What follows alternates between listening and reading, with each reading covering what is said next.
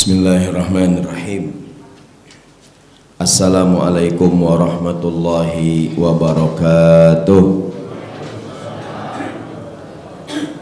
Alhamdulillahirabbil alamin, wassalatu wassalamu ala asyrafil anbiya wal mursalin, sayyidina wa habibina wa syafi'ina wa maulana Muhammadin wa ala alihi wa sahbihi wa sallim ajmain, amma ba'du.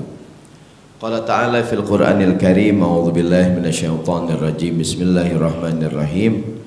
Wa qalu subhanaka la ilma lana illa ma 'allamtana innaka antal alimul hakim.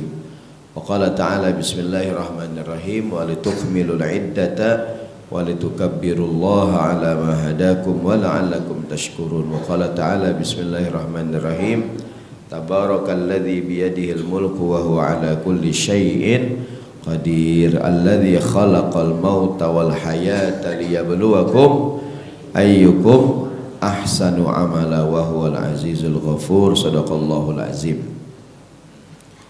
Yang saya hormati dan yang saya muliakan bapak-bapak, ibu-ibu, as-shaimun was-shaimat rahimakumullah, wabil khusus ketua dan pengurus DKM Masjid Jami Al-Muhajirin yang dirahmati Allah Subhanahu wa taala, wabil khusus juga panitia para remaja Masjid Al-Muhajirin. Apa singkatannya? Para remaja IRMA,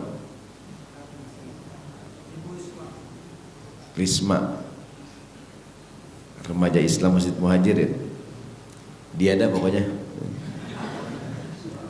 Kan biasa disingkatan ya gitu. Remaja Islam Muhajirin. Singkat apaan? Isma, oh Isma, Risma, ya, Risma, Ibu Risma dong. Ya.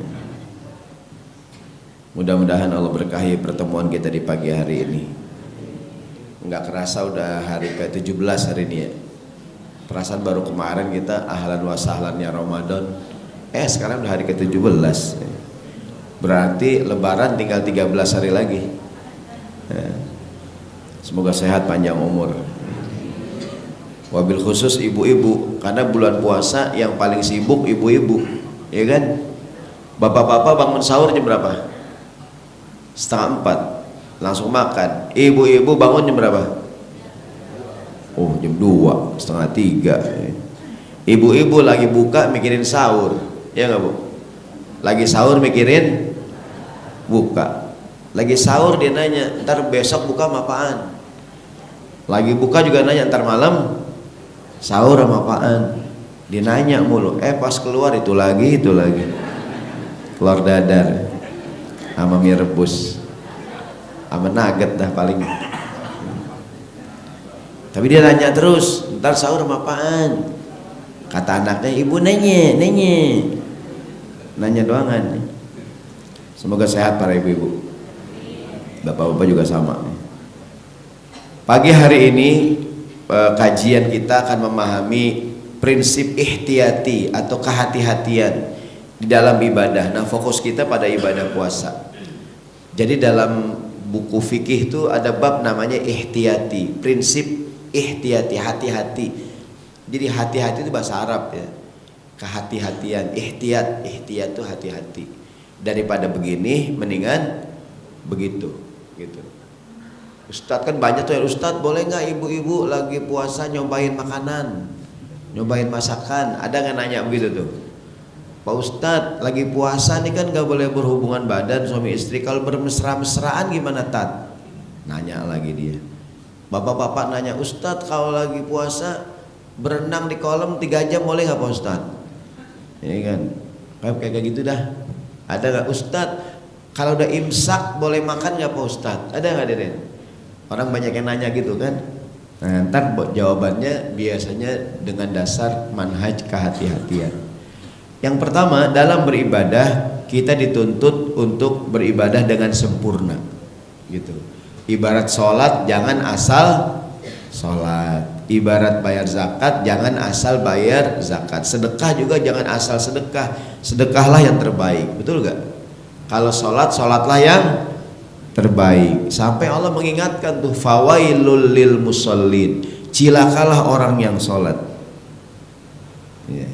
Kok sholat cilaka hadirin? Kok sholat cilaka? Ya enggak? Cilakalah orang yang sholat. Siapa yang cilaka? Kan dia udah sholat, kok cilaka? Alladzina hum an sholatihim sahun. Orang yang sholatnya lalai itu. Sholat zuhur hampir asar, sholat asar hampir maghrib. Ada nggak tuh? Ditunda-tunda. Pasti bukan jamaah al-muhajirin. Kalau al-muhajirin belum azan udah sembahyang. Ya, luar biasa deh. Ya enggak? Jadi orang yang sholat aja dibilang cilaka. Kok cilaka? Tadi tuh sholatnya nggak sempurna gitu, ya enggak? Maka yang dituntut dari kita kalau ibadah yang sempurna, ya kan? Sedekah jangan asal sedekah, sedekah dengan hal yang terbaik, betul nggak? Lantanalul birra hatta tunfiqu mimma tuhibbun. Kamu belum mencapai kebaikan yang sempurna sampai bersedekah dengan yang terbaik yang kita punya, gitu. Jadi ibadah itu ketika diminta ibadah yang terbaik, liyabluwakum ayyukum ahsanu amalan, beramal yang paling ahsan, yang paling baik. Itu Aisyah istri Nabi radhiyallahu anha, kalau sedekah tuh ada riwayat duitnya dikasih minyak wangi gitu tuh, duitnya bagus gitu, yang terima juga seneng. Sama kayak kita kalau sedekah, kalau bisa sedekah duitnya yang baru. Ini duit udah dilem, ya enggak? Udah dilakban. Buat jajan malu, ujung-ujungnya taruh di mana tuh duit? Kotak amal tuh, pelabuhan terakhir biasanya. Ya nggak apa-apa sih, cuman kan kalau uang yang kita sumbangin itu yang paling bagus, senang. Kayak besok lebaran, anak-anak kecil kita kasih uang nggak nih? Kan duit yang baru ya, gitu tuh, berbuat yang terbaik. Bapak-bapak jangan lupa kalau terawih bawa duit buat sedekah. Jangan sampai lagi terawih kotak amal lewat, ya saya lupa lagi. Besok malam ya lupa lagi. Tapi dia ingat kata Pak Ustadz, senyumanmu nilainya sedekah. Pas kotak amal lewat dia senyum. Kenapa bang? Senyuman sedekah. Pas DKM buka kotak amal isinya senyuman semua. Nggak ada duitnya. Nah, jadi harus kita pahami bahwa ibadah itu liyabluwakum ayyukum ahsanu amalan. Ahsan, amal yang terbaik, bukan kuantitasnya tapi kualitasnya, gitu tuh. Puasa juga sama, berpuasalah dengan puasa yang terbaik. Sempurnakanlah bilangannya, walitukmilul iddata, sempurnakanlah Ramadan kita gitu. Jangan puasa, yang penting kan saya puasa Pak Ustadz, iya sih, tapi jangan puasa asal puasa. Baik, kita mulai memahami prinsip ihtiyati, kehati-hatian. Nanti dalam segala ibadah, tapi fokus kita sekarang dalam masalah ibadah puasa. Yang pertama, hadirin jamaah rahimakumullah. Ada yang nanya, Ustadz, kalau udah imsak masih boleh makan apa enggak? Ya enggak? Begini ceritanya. Yang cerita sahabat Zaid bin Thabit radhiyallahu anhu. Kata sahabat Zaid, tasaharna ma'a Rasulillah. Kami sahur bersama Nabi.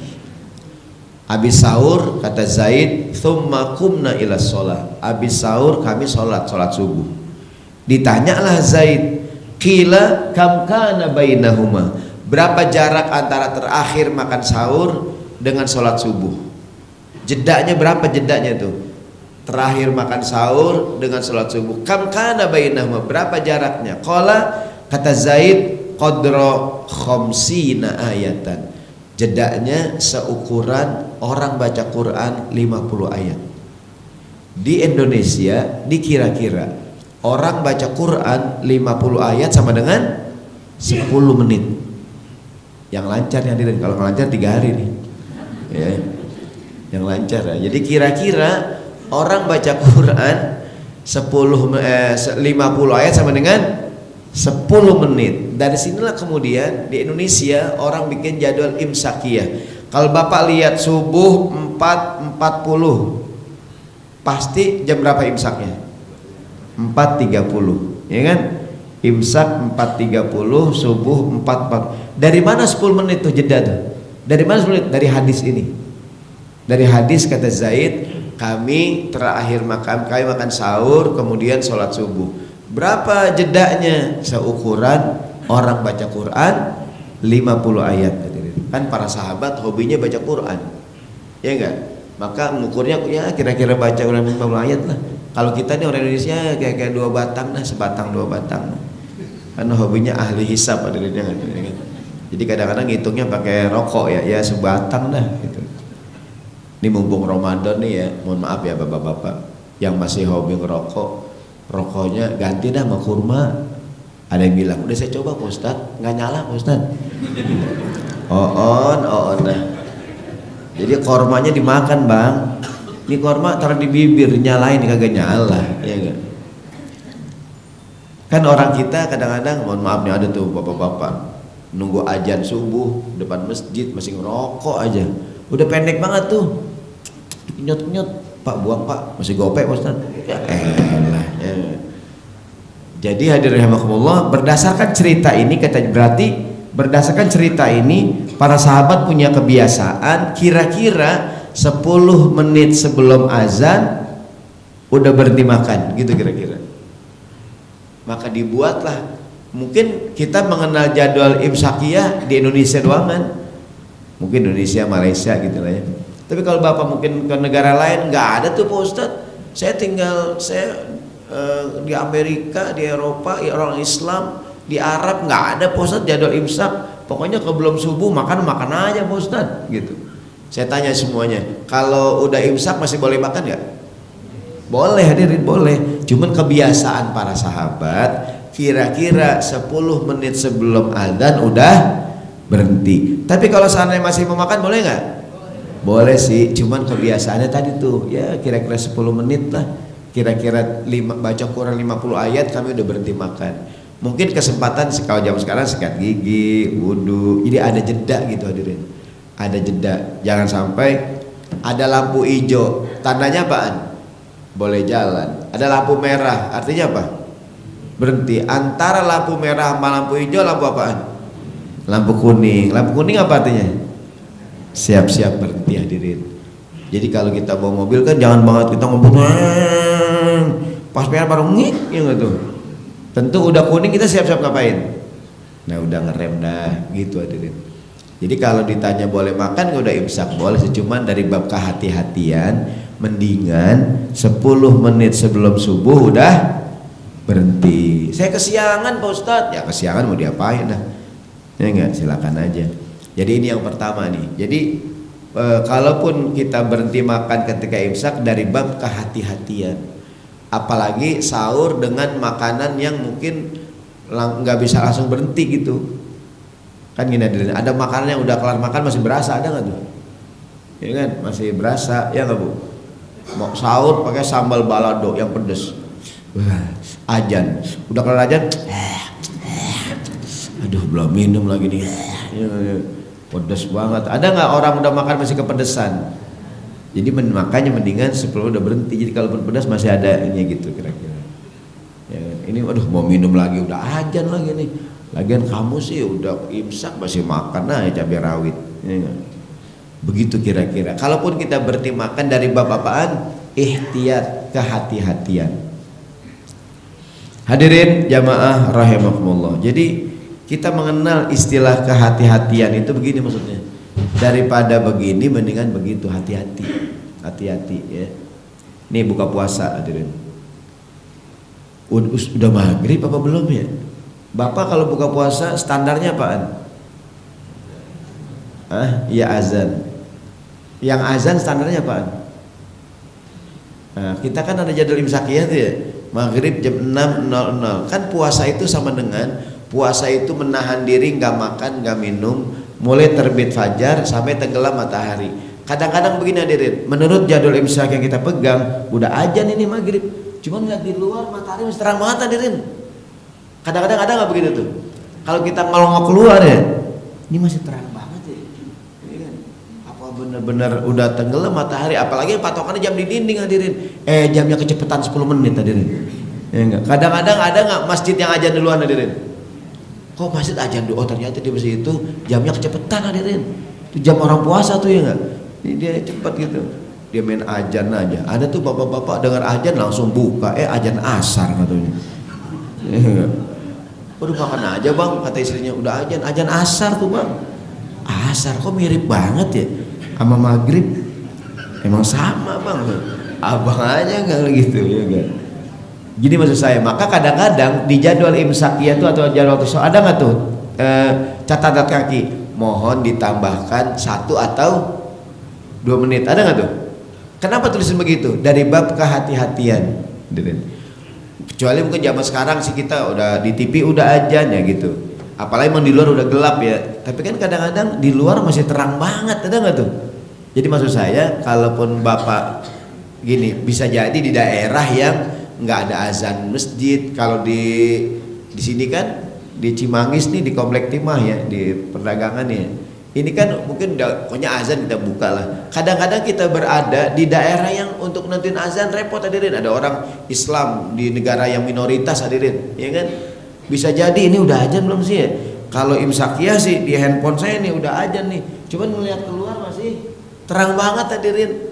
Kan ragu-ragu. Kalau ragu-ragu tambahin 1 atau 2 menit gitu, ya kan? Namanya babnya apa? Kehati-hatian. Contoh nih, saya agak keluar dikit. Kalau kita bicara warisan ya, di antara perkara yang membatalkan warisan adalah anak tidak mendapat warisan dari orang tuanya kalau anaknya terbukti membunuh orang tuanya. Mungkin anaknya pengen dapat warisan nih, akhirnya orang tuanya dibunuh hadirin sama anaknya kan. Itu anaknya nggak dapat warisan. Gimana kalau membunuhnya nggak sengaja? Contoh gini, bapaknya jantungan hadirin, diboncengin motor 150 km per jam.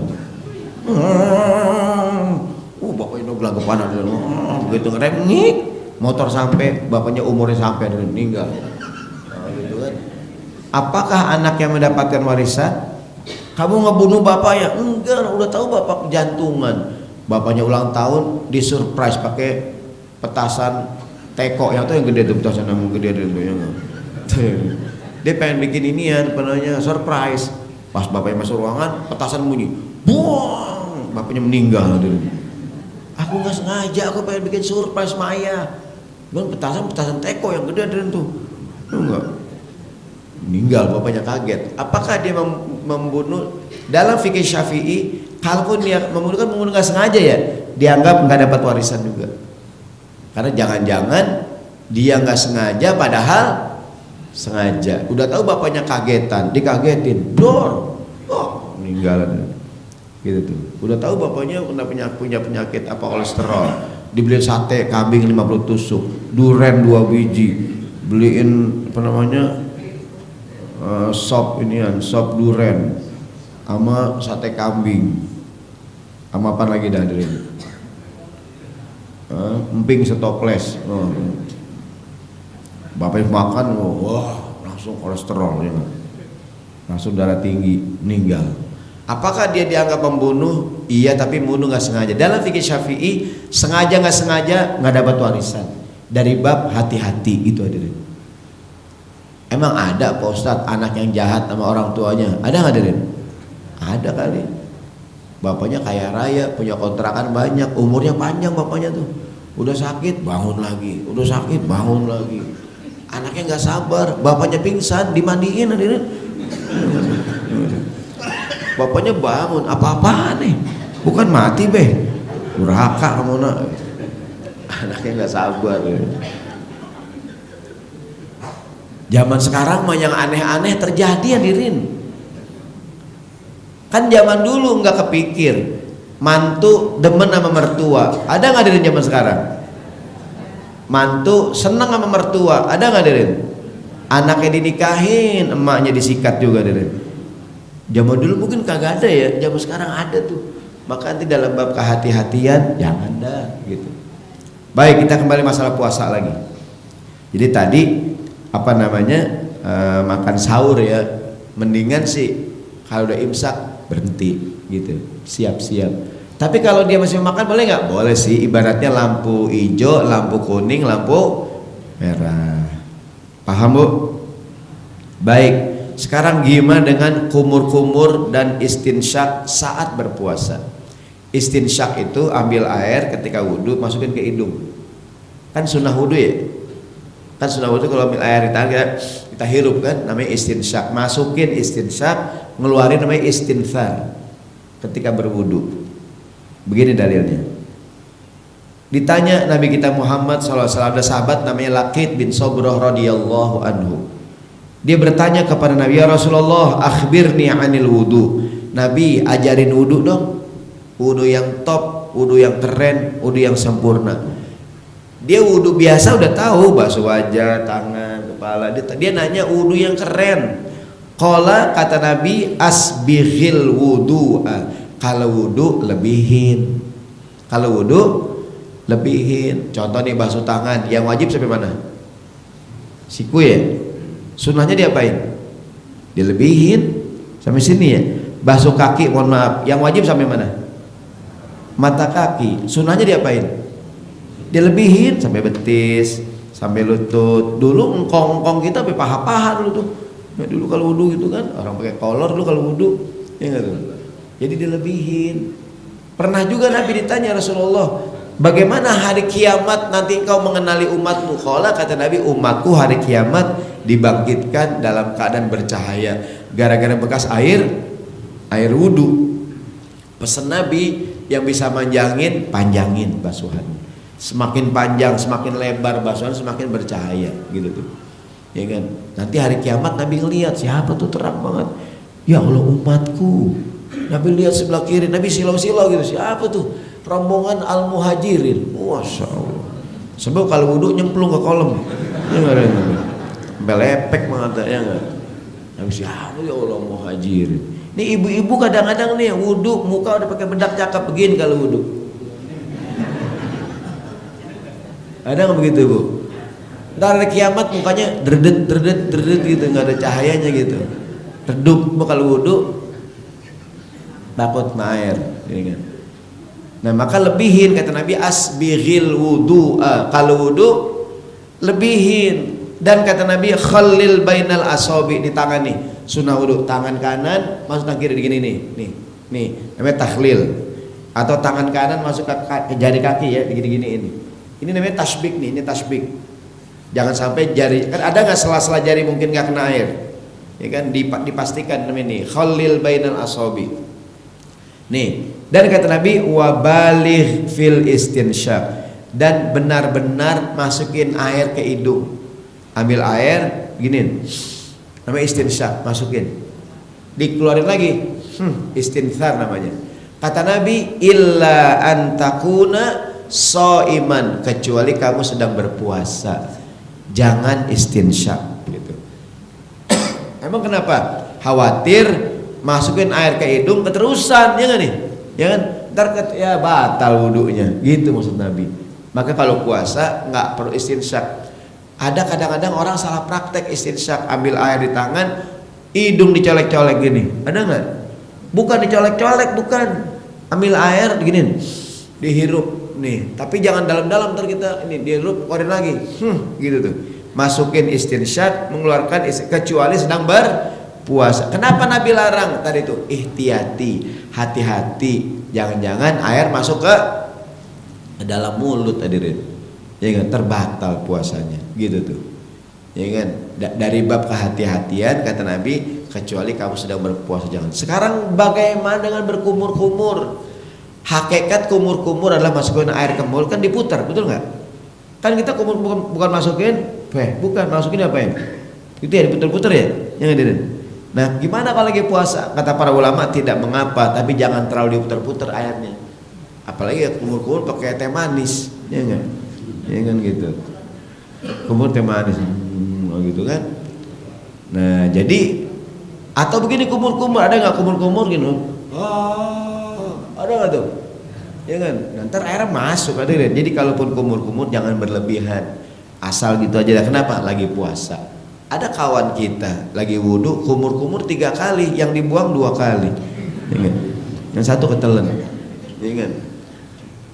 Nah jadi ini dari bab kan gini, tadi saya bilang kita pengen puasa kita puasa yang sempurna, betul gak? Bukan puasa asal puasa, tapi puasa liyabluwakum ayyukum ahsanu amalan, beramal yang terbaik gitu. Jadi jangan sampai, kan kadang-kadang tadi gimana ya, saya lagi kumur-kumur hampir ketelan kayaknya deh, apalagi lama kumur-kumurnya itu pasti air yang masuk dan keluar berkurang dari itu, ya enggak? Nah maka kalau lagi puasa, kalaupun kumur-kumur seperlunya saja, gitu. Jadi larangan Nabi ini illa antakuna soiman, kecuali kamu sedang berpuasa nggak usah istinsyak. Larangan dari bab ihtiyati, dari bab kehati-hatian. Sekarang suami istri, kan puasa itu adalah menahan diri, nggak makan, nggak minum, tidak berhubungan badan suami di siang hari Ramadan, mulai dari terbit matahari sampai tenggelam matahari, disertai dengan niat, begitu ya. Al imsaku anil akli wasyurbi wal jima fi nahar Ramadan ma'an niyah, disertai dengan niat. Ustadz, suami istri boleh nggak berhubungan? Nggak boleh bu, bukan cuma batal, ada kifaratnya tuh, hukumannya puasa 2 bulan kalau dia melanggar. Bagaimana dengan bercumbu, bermesra-mesraan? Mungkin suaminya pulang kerja, istrinya cium tangan, suaminya cium, apa kabar dek, berpelukan, gitu kan? Atau mungkin dia ya namanya lagi tanggal merah sekarang nih, ya nggak Dirin? Tak kemarin tanggal merah ya? Tanggal merah lagi di rumah nih, puasa di kamar aja berdua, pengantin baru nih, ya kan? Dia sih nggak berhubungan, cuman bermesra-mesraan. Gimana jawabannya? Begini ceritanya.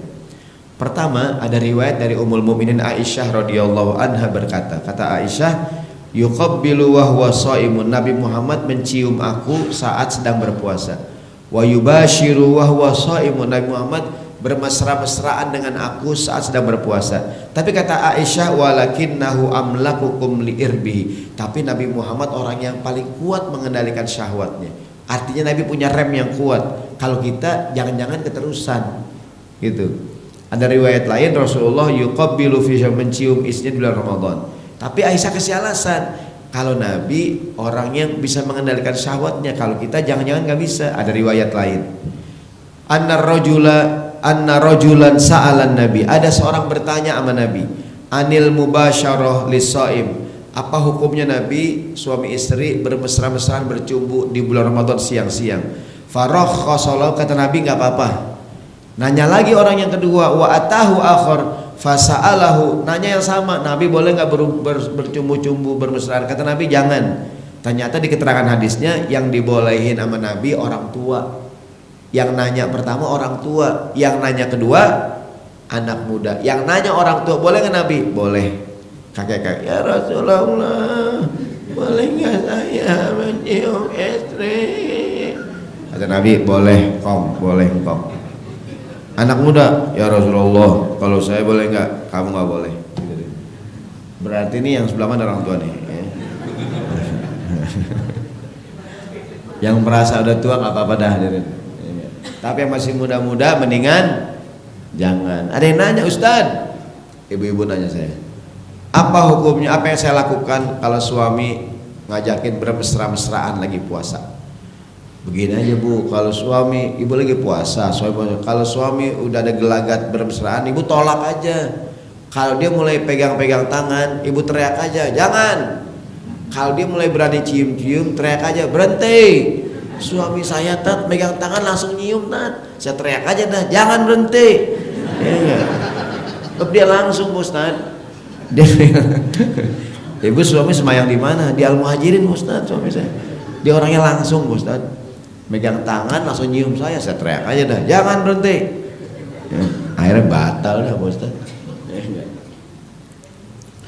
Jadi hadirin, cerita ini yang nanya orang tua, saya bilang nggak mungkin orang tua udah nggak ada setrumnya hadirin, udah soak baterainya gitu maksudnya, udah dredet gitu ya. Tapi kalau anak muda baterainya masih kuat hadirin, ntar bermesra-mesraan gitu. Mohon maaf ya, walaupun tidak keluar air mani, takutnya sampai keluar mazi bisa batal puasanya, sampai timbul syahwat gitu. Maka mendingan jangan udah. Jadi ibu pokoknya udah saya ajarin ya, kalau suami nggak megang bilang apaan? Jangan. Jangan berhenti. Ya kan? Ada aja orang tua ya. Jangan gini kan, di hadis ini ceritanya kok yang tua boleh Pak Ustadz, kok anak muda nggak boleh? Kan kadang-kadang bapak pulang ke rumah cium tangannya nggak, cium kening, apa kabar dek gitu kan. gitu. Nah kalau orang tua nggak apa-apa dah, ini yang hadir kayaknya orang tua semuanya nih, banyak anak muda ya. Tapi kalau yang nanya anak muda, tadi larangan ini bukan masalah halal haram, lebih kepada bab kehati-hatian gitu maksudnya. Dari bab ihtiyati namanya. Daripada begini, mendingan begitu. Ya kan? Kan kita manusia nggak sabar, ya kan? Nggak sabar, gitu ya. Hadirin, puasa tuh membuat kita jadi kuat ya, betul nggak? Betul nggak Bu? Bisa mengendalikan syahwat, mengendalikan emosi. Kita tuh kalau nggak puasa bawaannya lapar aja ya kan? Tadi pagi nyarap pukul 7, pukul 8, makan siang terlambat jam 2, jam 3, kita kesel tuh, aduh jam 2 belum makan siang lagi nih. Tadi pagi nyarap baru lontong doang 3, sama bakwan 4, ya kan? Mie semangkok, ya kan? Belum makan nasi sih, ya gitu. Belum makan siang lagi jam 2 nih, mati saya dah nih, gitu tuh. Pas Ramadan dia sanggup nggak makan dari jam 4 sampai maghrib, ya nggak tuh? Udah siangnya puasa, malamnya teraweh, tengah malamnya sahur, ya nggak Bu? Bangun sahur, yang mulai nambah, besoknya kerja seperti biasa.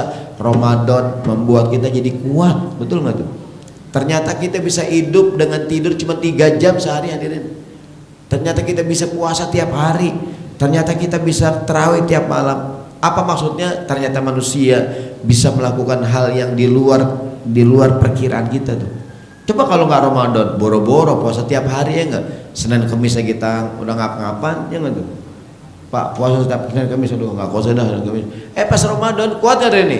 Tiap hari puasa, tengah malam, tiap malam terawih, tiap malam bangun sahur. Ibu-ibu lagi lebih kuat, ya nggak Bu? Ibu-ibu bangun jam berapa tadi Bu? Jam 2. Ibu-ibu ini habis ini nih. Kan bapak-bapak mungkin habis sembahyang subuh mungkin libur tidur. Ibu-ibu ngapain? Langsung ke pasar. Kalau kesiangan kagak dapat sayur, ya nggak Bu? Langsung ke pasar belanja, ya gitu. Udah nyiapin buat buka. Bapak-bapak jam 5 santai. Ibu-ibu ngapain? Nyiapin buat buka puasa. Gitu. Ini bulan-bulan ajaib nih Bu, yang aslinya lemah jadi kuat. Bahkan biji salak yang keras bulan puasa jadi empuk. Biji salak tuh manis lagi. Ya kan? Baik, kita kembali. Jadi kalau ditanya gimana berhubungan suami istri, mendingan jangan dah khawatir keterusan. Kenapa kita punya budaya habis terawih niat bareng-bareng? Ada nggak tuh?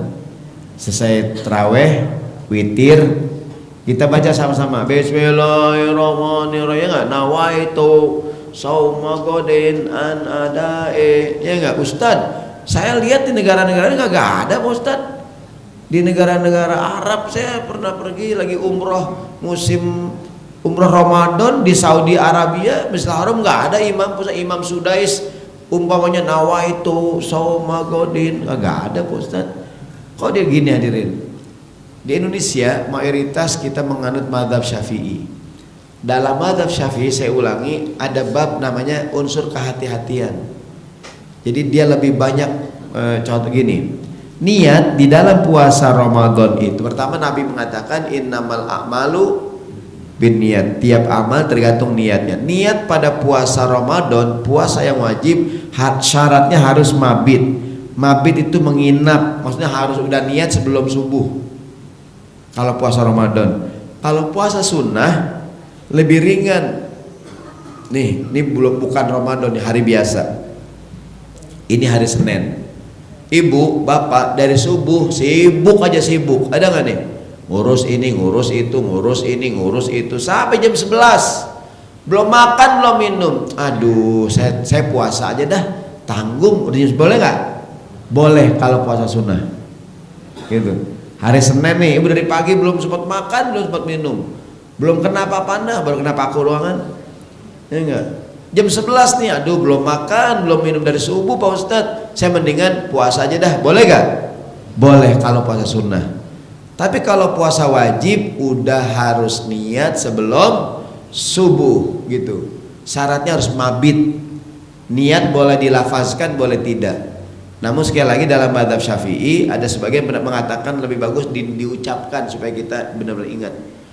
Daripada kelupaan, habis terawih ngapain? Baca bareng-bareng. Nawaitu sauma ghadin an adai fardi syahri ramadhana hadhihi sanah lillahi ta'ala. Ya nggak tuh? Begitu tuh. Dari bab apaan? Kehati-hatian gitu, kehati-hatian. Nah ini sekali lagi kita banyak dikiaskan dengan beberapa hal yang lain. Jadi tadi itu masalah membunuh, sengaja nggak sengaja nggak dapat warisan. Apalagi kehati-hatian. Dalam seperti beda pendapat antara sahabat Ibnu Abbas dengan Ibnu Mas'ud di dalam ayat aula mastumun nisa, yang membatalkan wudu adalah menyentuh perempuan. Dalam mazhab Syafi'i menyentuh yang menyentuh. Selain Syafi'i menyentuh sama dengan berhubungan. Kalau cuma nyenggol doangan kagak batal, berhubungan baru batal. Dalam fikih Syafi'i enggak, menyentuh yang menyentuh, asal menyentuh batal. Dari bab apaan? Kehati-hatian gitu hadirin. Tapi nanti jangan sampai terlalu hati-hati akhirnya malah nyusahin, jangan juga gitu. Bapak sahur jam berapa? Saya sahur jam 2 Pak Ustadz. Kok jam 2? Saya takut kalau jam 4 takut mentok sama subuh Pak Ustadz. Saya mendingan jauh-jauh dah, saya jam 1 udah sahur, kelamaan Pak. Jadi kehati-hatiannya gitu. Kan ada orang kadang, kita kan ke masjid hadirin, karpet udah dipasang, sejadah udah digelar, udah sembahyang. Ada kawan kita tiap mau sholat ngeluarin kompas, nyari arah kiblat hadirin.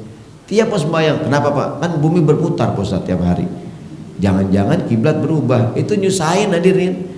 Orang udah 3 rakaat dia masih muter nyari kiblat. Ya nggak tahu, namanya nyusahin. Mungkin maksudnya hati-hati ya, tapi berlebihan gitu maksudnya. Nih bapak sebelum wudu pipis, habis pipis bapak wudu kok di celana kayak ada percikan-percikan ya. Ini bekas apaan ya? Ini nyipret bekas air cebok atau air pipis yang kena celana, namanya pissback ya, pipis yang comeback. Lawannya cashback ya nggak tuh? Ya kan cashback ada yang balik lagi tuh duitnya ada. Ini pissback, pipis yang comeback ini. Ya enggak? Ini bapak mau wudu, ini celana kena air apaan ya?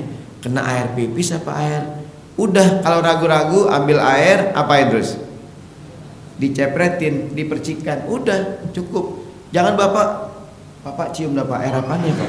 Nggak usah, minta tolong teman kita, Pak sini Pak, tolong Pak cium dah Pak. Kerajinan hadir, kan kita nggak nyampe mau nyium, ya nggak? Itu ngerepotin, hati-hati boleh nggak? Tapi jangan akhirnya berlebihan. Oh bapak udah jam 6 nggak buka puasa, udah maghrib, saya khawatir Pak Ustadz, saya buka puasa isya aja Pak Ustadz, untuk memastikan. Nah itu berlebihan hadir ya. Orang di jam maghrib jam 6.00 ya minimal lebihin dah jam 6:02. Dia buka puasa jam 7. Kok jam 7? Saya memastikan Pak Ustadz bahwa benar-benar udah maghrib. Isya saya buka Pak Ustadz. Nah itu namanya nyusahin hadirin. Ingat. Banyak nanti tuh. Jadi hati-hati boleh gak? Tapi berlebihan jangan. Ada di zaman Nabi itu sahabat yang punya perasaan was-was. Dia udah wudu, begitu mau sholat kayaknya buang angin dah. Dia wudu lagi. Udah wudu kayaknya buang angin dah, dia wudu lagi. Sampai Nabi tegur, kata Nabi, buang angin itu imma anta jidarihan au tasma'u sautan. Buangan angin itu kamu cium baunya atau dengar suaranya. Kalau nggak ada bau, nggak ada suara, nggak buang angin. Tapi saya berasa banget Ustaz, psst, gitu kan. Nah itu buang angin juga. Kalau bilang ini ragu-ragu. Ada nggak orang yang ragu-ragu Bu? Udah wudu pas jalan kayak bunyi pok gitu ya. Itu bunyi pok gitu, itu buang angin apa paha belipet hadirin? Ada nggak orang pahanya belipet hadirin? Pas jalan tuh kayak bunyi pok gitu, ini apaan ya gitu. Nah berarti kalau ragu-ragu ya udah gitu. Saya punya kawan dulu di Mesir, dia selalu udah wudu kayaknya pipis lagi gitu. Udah wudu dia dibalik lagi cebok, udah dicebok lagi. Sampai kadang-kadang telan dalam dibuka, dikeker di lampu dari ini harapan. Nyusahin jadinya gitu maksudnya. Mungkin maksudnya hati-hati ya, tapi berlebihan. Nah, sama juga puasa juga. Tadi saya bilang patokannya apa buka puasa nih, patokannya nih, patokannya jam. Tapi kalau masih terang, tapi jangan kemudian saya mundurin isya berbuka Ustaz. Nah itu kelamaan hadirin. Ya, gitu. Jadi hati-hatinya berlebihan. Hadirin rahimakumullah, nyobain makanan sekarang Bu, nyobain makanan. Kan yang membatalkan puasa itu memasukkan sesuatu ke dalam rongga yang terbuka. Manakah rongga yang terbuka? Mulut. hidung, telinga nih, rongga yang terbuka, termasuk kemaluan depan dan belakang. Memasukkan dengan sengaja batal puasanya. Gitu. Kalau nggak sengaja nggak batal. Bagaimana dengan nyobain makanan? Pertama, nyobain makanan itu kan cuma di lidah doang ya bu. Iya, ibu bikin sambal nih, pedas nggak sini? Ya enggak, pedas lah, cabai, ya enggak. Nyobain gitu. Berarti habis dicobain, dilepain lagi. Nggak sampai ketelan, kalau ketelan batal gitu. Secara umum tidak mengapa, tapi kalau khawatir tertelan jadi batal, maka jangan gitu tuh. Artinya secara umum sih boleh nggak nyobain? Boleh, tapi kalau khawatir ntar, apalagi ibu masak sambal balado, masak sayur asem, masak ikan ini semua dicobain 6 lauk, begitu kelar nyobain ibu udah kenyang aja nih, semua dicobain, ya enggak? Kalau gitu mendingan jangan, ya enggak? Dalam buku fikih itu namanya bab kehati-hatian. Ada pengecualian, tuh 2 tuh orang yang dikecualikan. Kecuali perempuan yang suaminya sayyi'ul khuluq, perempuan yang suaminya akhlaknya buruk. Suami saya Pak Ustadz, kalau sayur kurang garam marah-marah Pak Ustadz. Sayur apaan nih, nggak rasanya, mau aku ceraiin kamu deh. Waduh ya enggak. Suami saya orangnya temperamen Pak Ustadz. Bu, ada nggak suami yang makanan susah? Gak ada yang jawab. Saya ulangi sekali lagi, ada nggak suami yang makanan susah? Yang mana bu orangnya? Hah? Biji hitam? Saya dong biji hitam. Bapak-bapak kalau makan jangan nyusahin istri. Nabi Muhammad tuh sifatnya kalau makan, Nabi tuh la yaruddu maujudan wa la yatakallafu mafkudan. Artinya yang ada nggak ditolak, yang nggak ada nggak dicari-cari. Yang ada nggak ditolak, yang nggak ada nggak dicari. Kita kan terbalik kadang-kadang. Istri kita udah masak ayam goreng, ayam bakar, sayur asem, sayur sop, ada sate, ada gulai, dia nanya nggak ada oncom neng? Ya elah abang yang agak ada dicari, ya nggak? Yang ada aja bang makan. Enggak, gue pengen makan tauco nih, nggak ada tauco, ya elah gitu tuh. Yang ada nggak dimakan, yang nggak ada.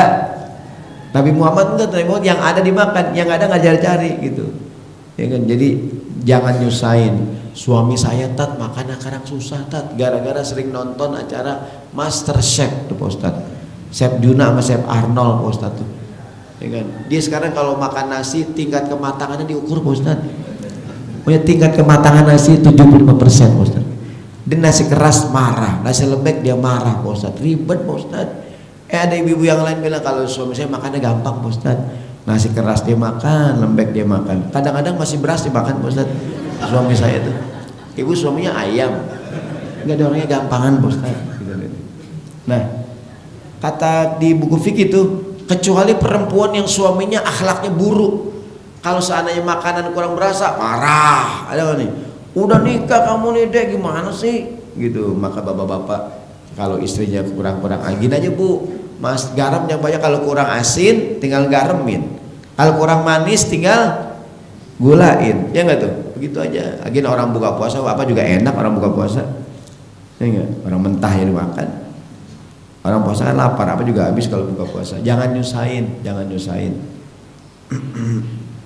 Artinya bapak-bapak bahkan ada anjuran memuji makanan.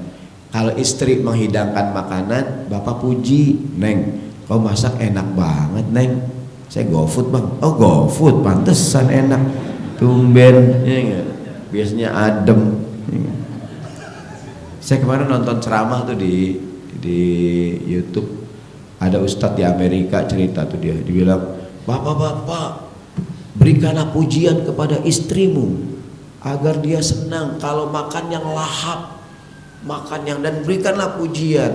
Pulang aja nih jamaah bapak-bapak, istri menghidangkan makan, dia makan dengan lahap, makan lahap, dia puji, aku belum pernah merasakan makanan seenak ini deh, luar biasa ini makanan. Kata saya, ya Allah bang, 20 tahun kita menikah belum pernah kamu muji-muji makanan, sekali tetangga nganter kamu puji-puji katanya.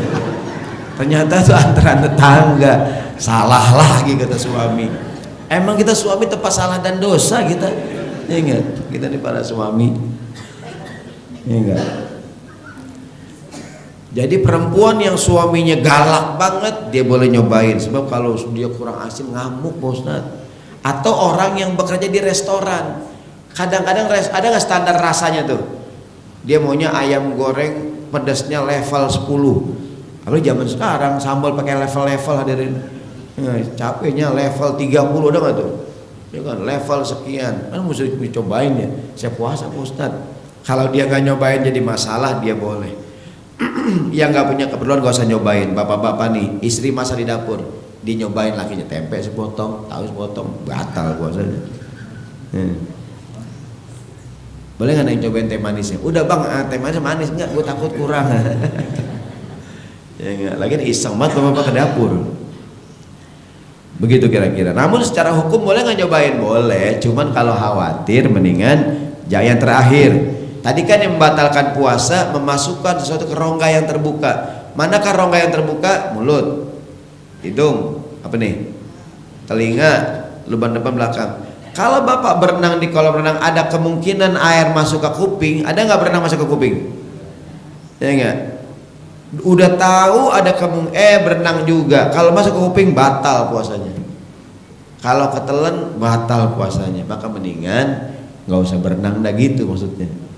Ini lagi puasa berendam di rumah di bathtub tuh 3 jam berendam, habis berendam segar, ya enggak? Jadi hilang hikmah puasanya gitu maksudnya, ya kan? Kita ini kadang-kadang lucu sih ya, di luar Ramadan jarang kita ngerjain, pas Ramadan kita kerjain. Contohnya nih, di jarang olahraga, pas Ramadan tiap pagi jogging, ya gitu.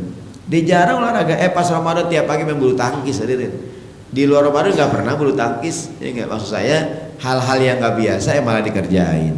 Jadi kita kembali, Allah menyuruh kita kalau beribadah liyabluwakum ayyukum ahsanu amal. Maka segala hal yang meragukan mendingan tinggalin. Dari bab apaan? Ihtiyat, kehati-hatian. Daripada akhirnya batal, mendingan jangan dilakukan. Wallahu a'lam bissawab. Saya serahkan kepada pembawa acara. Mungkin ada yang bertanya. Assalamualaikum warahmatullahi wabarakatuh. Assalamualaikum warahmatullahi wabarakatuh. Waalaikumsalam warahmatullahi wabarakatuh. Di luar konteks Pak Ustadz, Ya. Saya bicara orang yang di sana jauh lah, di Sumatera ya. Di dalam kita membaca Al-Quran itu ada hukum-hukumnya Pak Ustadz. Betul. Ada namanya tajwid, ada namanya makhraj kan. Kemudian di dalam sholat itu kan ada kita baca ayat gitu ya, kita tahu gitu. Contoh mat alif, mat waw, mat ya. Nah dalam kita contoh Al-Fatihah lah, ada mat alif yang selalu kita lewati, tapi kita enggak kita baca gitu. Itu hukumnya bagaimana gitu? Sebenarnya kita tahu gitu. Kemudian contoh kita baca ayat baik pun imam maupun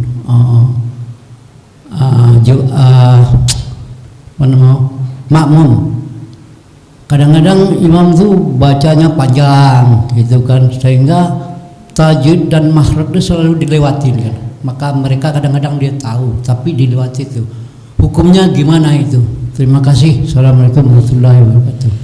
Jadi baca Quran beda dengan baca yang lain.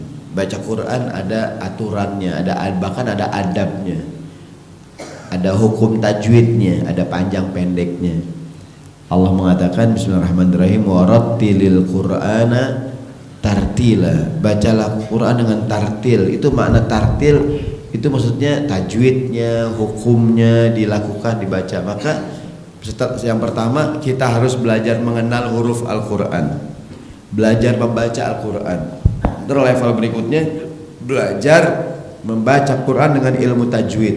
Ini 4 harokat, ini 3 harokat, ini 7 harokat, ini mat lazim, mat segala macam, ini iqlab, ikhfa, izhar, ini idghamnya enggak, cara bacanya gitu. Jadi warattilil Qur'ana tartilan, baca Quran harus tartil. Apalagi imam. Kata Nabi Muhammad, beliau mengatakan ya ummukum aqra'ukum li kitabillah. Yang berhak menjadi imam orang yang paling qori, Bukan hanya dia menghafal, tapi juga mengerti hukum tajwid, panjang pendek dan sebagainya. Maka yang jadi imam kan ditunjuk, si fulan jadi imam. Bagus kalau tiap masjid punya imam tetap, hadirin, agar nggak sembarangan orang maju jadi imam gitu. Kan kadang-kadang walaupun dia ustadz, tapi kalau dia tamu, yang imam yang tetap aja. Karena tiap masjid kadang punya kebiasaan yang berbeda-beda, betul nggak? Di sini Pak Ustadz kalau habis sholat begini, kalau di sini begini Pak Ustadz, gitu sebagainya. Jadi pertama yang berhak jadi imam ya ummukum li kitabi yakraukum, yang paling qori, yang paling bagus. Bukan hanya dia hafiz, tapi juga tadi tuh memahami, mengenal ilmu tajwid, bahkan adab-adab membaca Al-Quran. Nah, jadi kalau ditanya apa hukumnya, mungkin kalau secara sah sih sah-sah aja umpamanya jadi imam, tapi dia kurang qori gitu. Mungkin ikhfa'nya, idghamnya, iqlabnya, makharijul huruf gitu kan, dia kurang fasih melafazkan hamzah dengan ain, ya kan? An'amta alaihim, ya kan? An'amta, pertama an kan hamzah, yang kedua ain, an'amta. Ada orang baca amta alaihim, ada nggak tuh?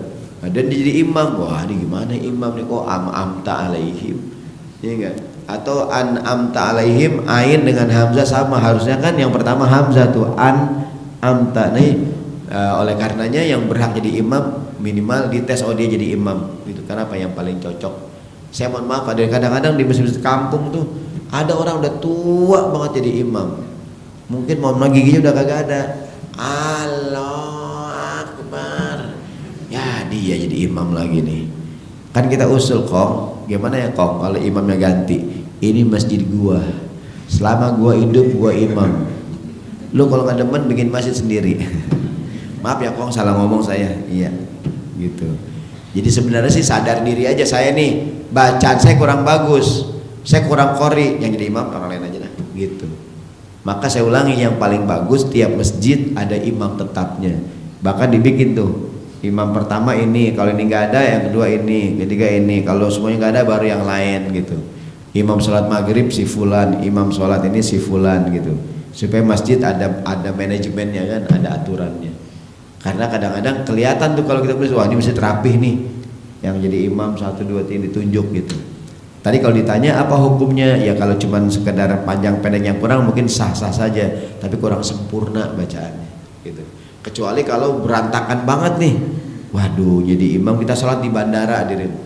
Kan kita nggak kenal orang, ada yang mau jadi imam, ya bacanya menurut kita Fatihahnya hancur banget, hadirin, ya enggak? Nah kalau menurut kita sampai pada level nggak beres nih, kita sholat sendiri aja gitu, mufarokoh ya.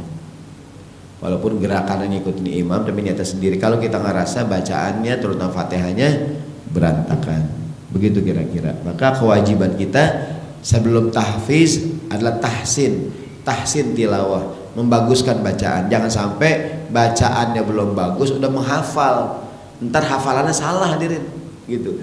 Dia menghafal dalam kondisi bacaannya belum bagus, akhirnya ngafalnya salah. Orang kalau ngafal udah salah susah benerin itu. Gitu kira-kira, wallahu a'lam bishawab. Ada lagi Bu? Silakan. Cukup ya, semoga ada manfaatnya. Jazakallah khair. Kita doa sama-sama sehat panjang umur, terus ibadah sampai akhir Ramadan, sampai kita menghadap Allah Subhanahu wa taala. Al-Fatihah. A'udzubillahi minasyaitonir rajim. Ya kana wa ya kana nasta'in ihdinas siratal mustaqim siratal ladzina an'amta 'alaihim ghairil maghdubi 'alaihim waladdallin. Amin. Nastaghfirullahaladzim, rabbil alamin. Allahumma shalli ala sayyidina Muhammad wa ala ali sayyidina Muhammad. Allahumma anfa'na bima 'allamtana wa 'allimna ma yanfa'una. Rabbana zidna ilma warzuqna fahma. Rabbana ighfir lana dhunubana wa dhunuba walidina warhamhum kama rabbayana shighara.